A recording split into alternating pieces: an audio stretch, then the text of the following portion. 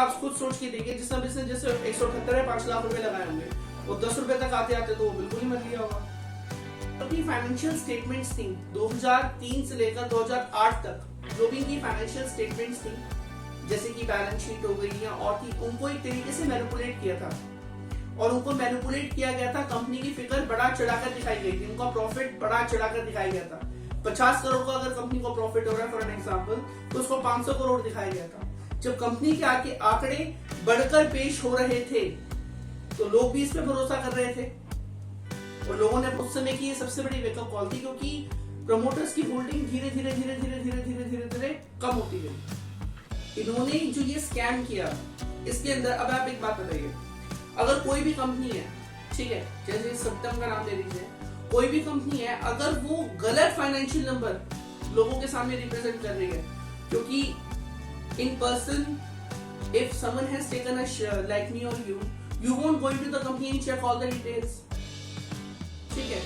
अगर जितनी भी कंपनियां स्टॉक मार्केट में लिस्टेड है और जितने भी शेयर धारक इस पूरे देश में है, भारत में है, वो सबके सब तो कंपनीज में जा नहीं रहे चेक करने के लिए।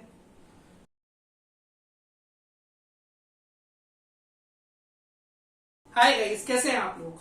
आज हम बात करेंगे एक स्कैम के बारे में।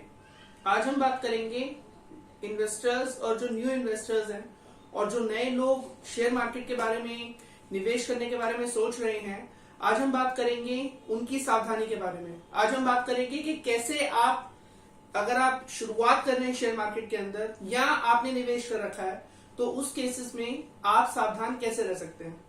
आज हम बात करेंगे भारत के सबसे बड़े फाइनेंशियल फ्रॉड के बारे में। आज हम बात करेंगे सत्यम स्कैम के बारे में।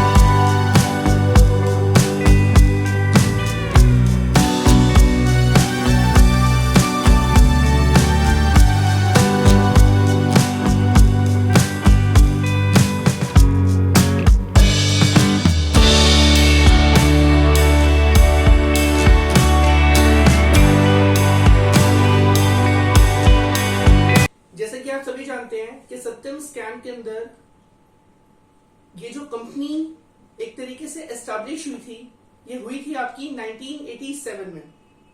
1992 के अंदर ये बीएसई, एनएसई, एनवाईएसई यानी कि Bombay stock exchange, national stock exchange और न्यूयॉर्क स्टॉक एक्सचेंज के अंदर लिस्ट हुई थी। जो के रामालिंगम है, जिन्होंने ये स्कैम किया था, जो उस समय पर सत्यम कंप्यूटर के चेयरमैन थे, के रामालिंगम, उन्होंने वो एक तरीके से एक फार्मर फैमिली से बिलोंग करते थे। जैसे कि मैंने आपको बताया कि 1987 के अंदर उन्होंने इस कंपनी को एस्टैब्लिश किया।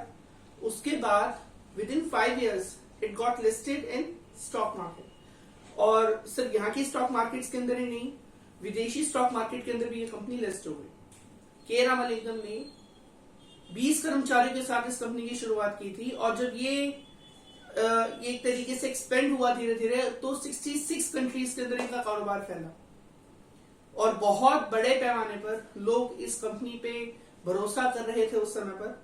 और हम ये कह सकते हैं कि स्टॉक मार्केट के शेयर्स भी काफी हाई वैल्यूएशंस पे जा रहे थे। जब ये कंपनी 1987 में शुरू हुई थी, तो उसमें सिर्फ 20 कर्मचारी से शुरुआत हुई थी, और उसके बाद 1992 में, और जब 66 देशों के अंदर इनका कारोबार फैल गया, तो कम से कम 53,000 कर्मचारी यानी कि 53,000 एम्प्लॉयज इसके अंदर काम कर रहे थे, यानी कि 53,000 एम्प्लॉयज की रोजी रोटी इस कंपनी से चल रही थी। और के रामालिंगम को 2008 के अंदर पीकॉक अवार्ड से भी नवाजा गया था। तो हम ये कह सकते हैं कि बहुत बड़ी बड़ी कंपनीज के अंदर बहुत बड़े बड़े फ्रॉड्स होते हैं, मगर इस कंपनी के अंदर भी बहुत ही बड़ा फ्रॉड हुआ था। वो फ्रॉड ये हुआ था कि इन्होंने जो अपनी फाइनेंशियल स्टेटमेंट्स थी 2003 से लेकर 2008 तक, जो भी इनकी फाइनेंशियल स्टेटमेंट्स थी, जैसे कि बैलेंस शीट हो गई या और थी, उनको एक तरीके से मैनिपुलेट किया था। और उनको मैनिपुलेट किया गया था, कंपनी की फिगर बढ़ा चढ़ाकर दिखाई गई थी, उनका प्रॉफिट बढ़ा चढ़ाकर दिखाया गया था। 50 करोड़ का अगर कंपनी को प्रॉफिट हो रहा है फॉर एन एग्जांपल, तो उसको 500 करोड़ दिखाया गया था। जब कंपनी के आके आंकड़े बढ़कर पेश हो रहे थे तो लोग भी इस पे भरोसा कर रहे थे और लोगों ने अपना पैसा लगाना शुरू कर दिया। इसमें कॉर्पोरेट गवर्नेंस की भी बहुत ज्यादा कमी थी, बिकॉज जो कॉर्पोरेट गवर्नेंस जो सरकार थी उन्होंने भी उस समय पर इतना ध्यान नहीं दिया, और क्योंकि उस समय फ्रॉड सामने ही नहीं आया था। जब 2003 की हम बात कर रहे हैं, जिस समय पे फाइनेंशियल मैनिपुलेशन, क्योंकि जब आप फाइनेंशियल स्टेटमेंट्स के अंदर मैनिपुलेशन करते हैं बहुत बड़ी बात है।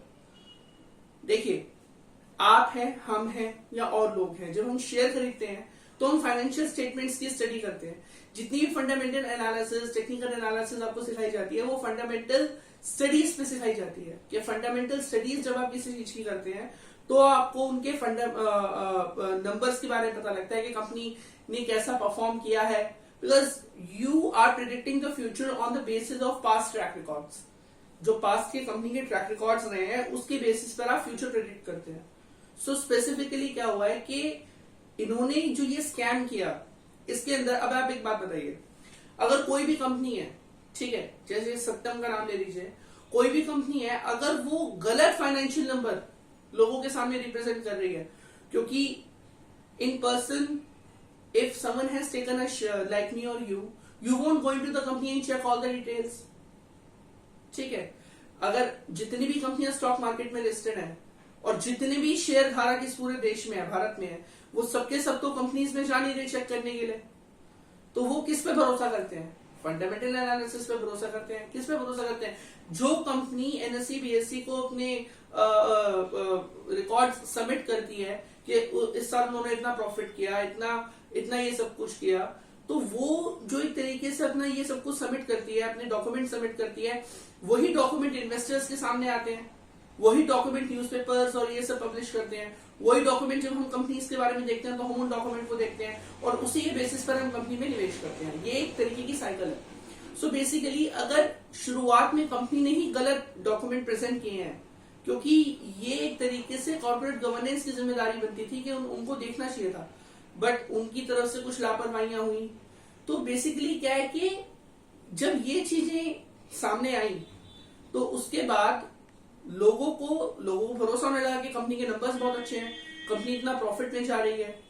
जबकि के रामालिंगम जो है वो एक तरीके से पैसा जो उनके वो घपला कर रहे थे, 14,000 करोड़ का टोटल घपला हुआ था। तो जो ये घपला चल रहा था, इस घपले में जितना उन्होंने पैसा कमाया वो सारा उन्होंने रियल एस्टेट में लगा दिया। 2008 में जब रिसेशन आया तो एक तरीके से मार्केट धीरे धीरे, तो जो ये सत्यम फ्रॉड सामने आया तो उनके जो वो प्रॉपर्टीज थी, क्योंकि मेट्रोज के उधर भी उन्होंने काफी प्रॉपर्टीज खरीद रखी थी जो मेट्रो लाइन थी, तो बेसिकली क्या हुआ कि ये सब चीजें जब एक तरीके से सामने आई तो उनकी रियल एस्टेट की प्रॉपर्टी कितने लगी। और दूसरी चीज, जब आपने फिगर इतनी सेल्स आपने इतनी शो कर रखी, क्योंकि उन्होंने सेल्स काफी बढ़ा चढ़ाकर शो की थी, particularly if you will talk about the Satyam fraud, उन्होंने सेल्स काफी बढ़ा चढ़ाकर शो की थी, तो उतना प्रॉफिट भी तो दिखाइए आप। जब आपने सेल्स इतनी बढ़ा चढ़ाकर शो कर रखी है और प्रॉफिट आपने उतना दिखाया नहीं, तो पकड़े जाएंगे, और वो पकड़े गए। 2008 के अंदर उनको पीकॉक अवार्ड से सम्मानित किया गया था। सोचिए, के रामालिंगम को 2008 के अंदर पीकॉक अवार्ड से सम्मानित किया गया था। जब ये सारी चीजें हो रही थी और ये सारी चीजें सामने आ रही थी, या इस तरीके की चीजें अगर सामने आती हैं लोगों के, तो बेसिकली लोगों को सावधान रहना चाहिए, ठीक है, क्योंकि ये सब चीजें पहले हुई हैं। अब जो न्यू इन्वेस्टर्स हैं या जो नए लोग आ रहे हैं मार्केट के अंदर, उनको तो नहीं पता इन चीजों के बारे में, वो तो नहीं जानते कि भाई ऐसे भी फ्रॉड होते हैं।